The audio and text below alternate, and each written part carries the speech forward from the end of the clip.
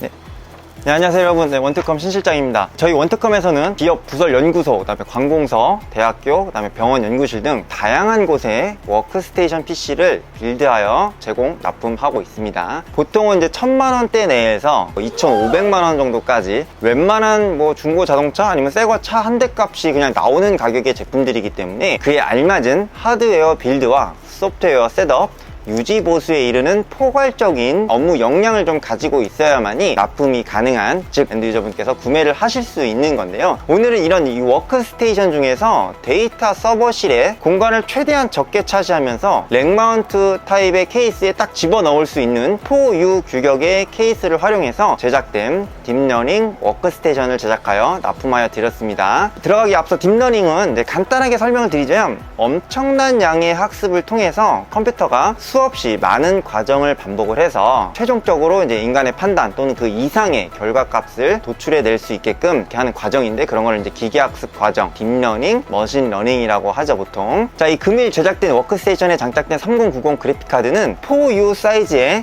결착이 되기 때문에 빅타워형 케이스에 비해서 내부가 작다 보니까 발열 제어가 가장 큰 관건입니다. 자, 이런 3090 그래픽카드의 쿠다 프로세서를 활용을 해서 학습 프로그램을 운용하게 되면 매우 높은 수준의 열이 발생되기 때문에 온도를 잡는 것이 가장 관건이면서 매우 중요한 내용이죠, 당연히.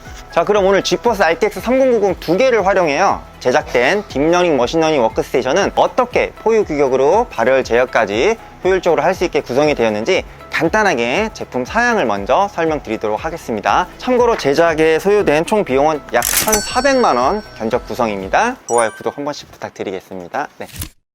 자, 우선 메인 프로세서입니다. AMD 라이젠 스레드리퍼 프로 3975WX 캐슬픽 제품이 탑재가 되었습니다. 자, 이 GPGPU 기반의 병렬 연산도 진행될 뿐 아니라 CPU를 통한 해석 프로그램 또한 병행해서 운용을 해야 할 필요성이 있기 때문에 단일 CPU 구성 중 코어와 스레드가 압도적으로 많은 3975W 제품을 탑재한 것인데요. 32코어에 64 스레드를 바탕으로 한 우수한 멀티코어 성능을 자랑하는 프로세서입니다. 코어 클럭이 4.2GHz의 빠른 부스트 클럭을 지니고 있고 최대 2TB 용량의 메모리 용량까지도 지원을 합니다. CPU의 코어와 함께 클럭, 속도, 연산 처리 성능에 있어서 절대적인 영향을 미치는 캐시 메모리 또한 144MB로 400만원 내외의 CPU 가격대에서는 이제 단순 가격만 놓고 보자면 좀 비싸 보일 수 있는데, 제가 방금 열거해드린 그런 성능을 들여다 놓고 보자면 이 정도의 퍼포먼스를 발휘하는 CPU가 가격이 상대적으로 저렴하다라고 그렇게 느껴지기까지도 합니다. 당연하지만 열 설계 전력이 자체가 TDP가 280W 수준입니다. 이게 매우 높은 규격이다 보니까 TR4 규격 전용 쿨러나 최상위 포지션에 있는 3열 라디에이터가 적용된 순행 쿨러 제품을 탑재해 주셔야만 안정적인 운영이 가능한 CPU인데, 이번에는 4U 렉마운트 타입의 케이스를 활용하기 때문에 크라켄 X73 3열 라디에이터가 장착된 고성능 일체형 순행 쿨러를 기반으로 해서 알파쿨사의 4000rpm 팬속을 가지고 있는 깡패 수준의 풍량을 제공해주는 120mm 팬 3개를 추가를 해서 영상에서 보시는 것처럼 크라켄 X73 쿨러 3개와 함께 샌드위치 타입으로 발열 제어를 위한 효율적인 빌드를 구축하였습니다. 자, 메인보드는 SWRX8 소켓 규격의 ASUS 프로 WSRX80 이 세이지 모델이 지금 탑재되었습니다.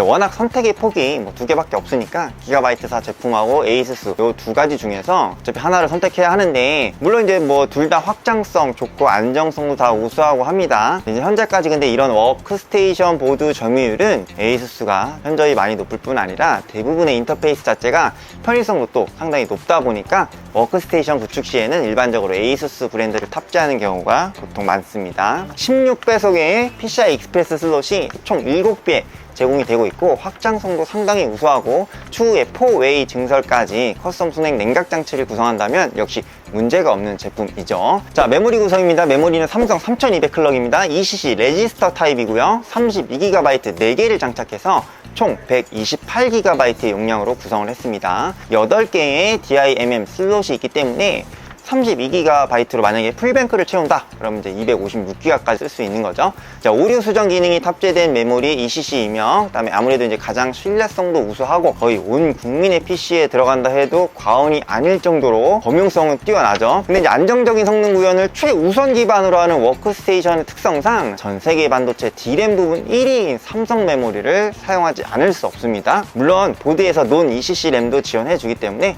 일반 램도 장착은 가능합니다. 자, 스토리지 구성입니다. SSD는 삼성전자 980 프로 1TB 제품입니다. X299나 C621 칩셋 기반에서 PCI 익스프레스 3.0 프로토콜 SSD만 현재 사용이 가능하다 보니까 조금 아쉬운 감이 없지 않아 있는데, 현재 AMD 3975WX 메인보드에서는 젠4 규격의 스토리지를 온전하게 제 성능대로 사용할 수 있다는 점 또한 깨알같은 장점이 아닐까 싶습니다.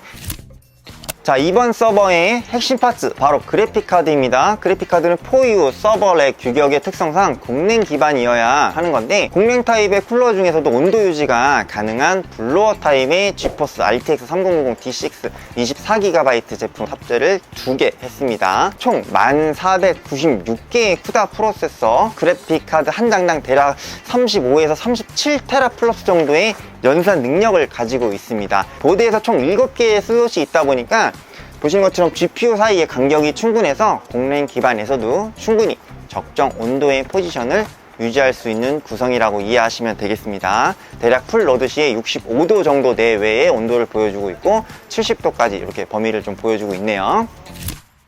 자, 일반 데스크탑처럼 타워형이 아닌 서버렉 마운트로 결합되는 구조인 알파쿨 서버렉 ES4U 19형 케이스입니다. 오늘 뭐 핵심이라고 보시면 될 것 같은데, 이렇게 납작하고 길쭉한 직사각형 모양의 완제품 서버렉 제품들과 동일한 규격입니다.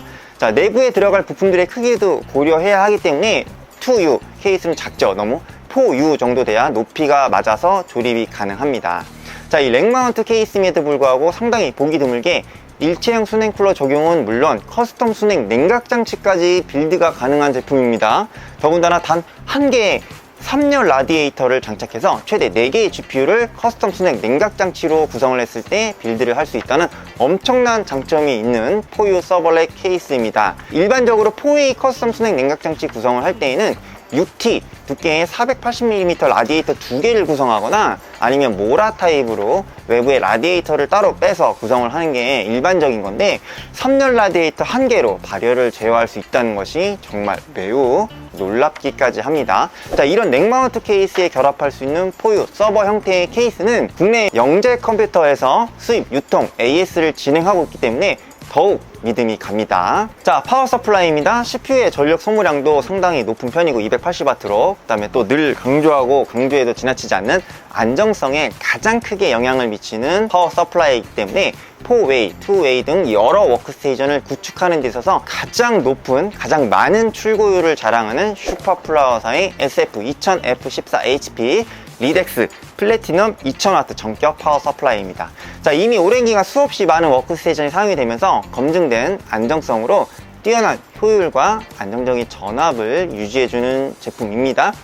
자, 렉 마운트 케이스로 제작된 서버 특성상 내부 공간이 당연히 다소 부족할 수밖에 없으니까 당연히 이러한 모듈러 방식은 케이블 정리에도 당연히 용이하겠고, 뭐 나머지 케이블들은 이제 파우치에 따로 정리해서 보관할 수 있도록 제공이 되고 있습니다. 자, 이 4U 형태 케이스의 전면부에서는 영상에서 보시는 것처럼 라디에이터가 딱 중앙에 들어가고 샌드위치 형태로 4000rpm의 편속을 보여주는 알파쿨사의 120mm 쿨러 3개와 크라켄 X73의 기본으로 포함된 120mm 쿨러를 총 6개를 장착해서 결착시킨 연후에 후면에 보시는 것처럼 델타사의 8500rpm의 편속을 갖고 있는 최대 98CFM의 정말 무지막지한 풍량을 제공하는 시스템 쿨러가 후면에 장착이 됩니다. 자, 오늘은 2웨이 구성으로 커스텀 순행 냉각 장치가 적용이 되진 않았지만 4U 규격의 그 4개의 GPU를 커스텀 순행 냉각 장치로의 구성도 빌드가 가능하다고 아까 설명드린 부분이 있기 때문에 해당 워크스테이션을 좀 염두에 두신다면 참조해 주시면 좋을 것 같습니다. 네.